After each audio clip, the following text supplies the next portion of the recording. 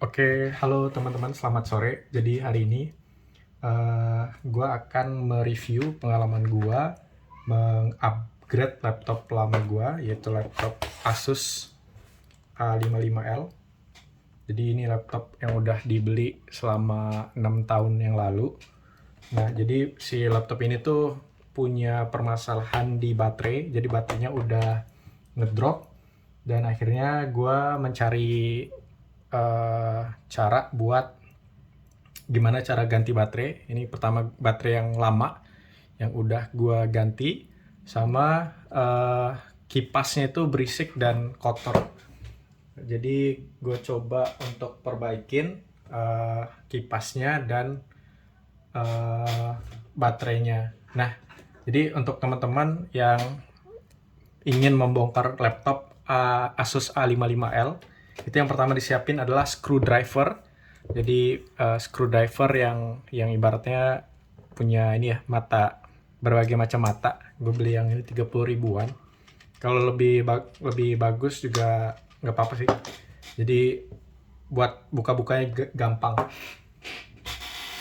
Kemudian yang kedua, kalau misalnya ingin apa namanya, ingin ngebenerin kipas, itu teman-teman perlu beli yang namanya ini ya, thermal paste. Jadi si thermal paste ini tuh bakal membuat si laptop kita tuh jadi uh, lebih dingin uh, dengan cara dengan cara dia bakal menghantarkan si panasnya CPU atau GPU-nya itu ke heatsink lebih efisien. Jadi ini punya thermal conductivity-nya sendiri itu. Jadi perlu waktu di internet gue cari-cari yang paling paling murah dan paling bagus, katanya si Deepcool ini. Gue coba yang Z3 waktu habis, akhirnya beli yang Z5. Ini Deepcool Z5. Ya lumayan lah, sekitar 50 ribuan di Tokopedia. Nah, yang pertama tuh jadi ini sebenarnya gue yang membongkarnya belum gue rekam ya. Jadi inget aja. Jadi ini screw yang kemarin gue pas bongkar laptop ini. Jadi laptop ini tuh kita perlu bongkar di section-section ini. Ini semua screw-nya harus dibuka ya teman-teman. Harus dibuka, dan yang ini di bagian RAM-nya juga harus dibuka. Jadi semuanya harus dibuka. Nah, habis itu teman-teman siapin misalnya kayak gini, kartu gitu. Nah, nanti buka di sini, tinggal dibuka aja, kasih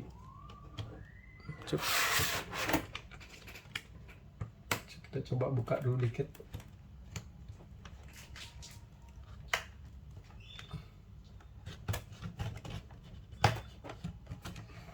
Nih, kalau udah kebuka tinggal diseret aja ke bawah, ke bawah, ke bawah. Tapi ya bakal kebuka dengan otomatis.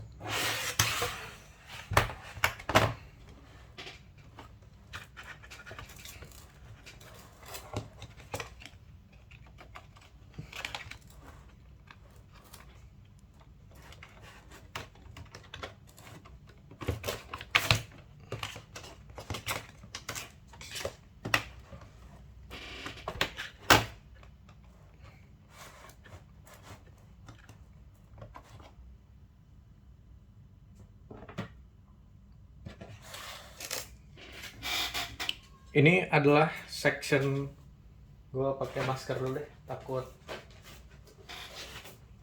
apa deh, takut air liurnya kena board.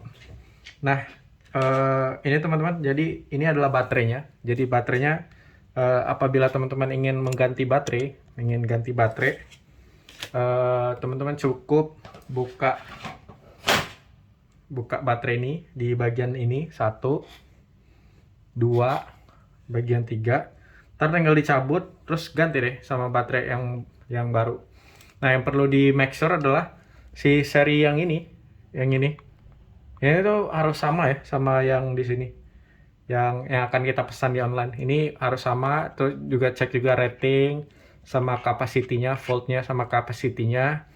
Nah, tanya-tanya juga sellernya ini cocok atau enggak. Tapi yang paling penting yang ini nih, si serikotnya ini harus sama dulu nih. Nah, kedua yang gue lakukan di laptop lama ini adalah gue bersihin si fan-nya ini. Jadi si fan-nya ini gue ngebuka ngebuka si heatsinknya ini. Jadi teman-teman tinggal buka 1, 2, 3, 4. 1, 2 dibuka, ini 1, 2 dibuka. Nah, ini pas mencabut yang ini harus dicabut, tinggal ditarik aja. Di kabelnya nggak apa-apa, nggak bakal putus, tinggal ditarik.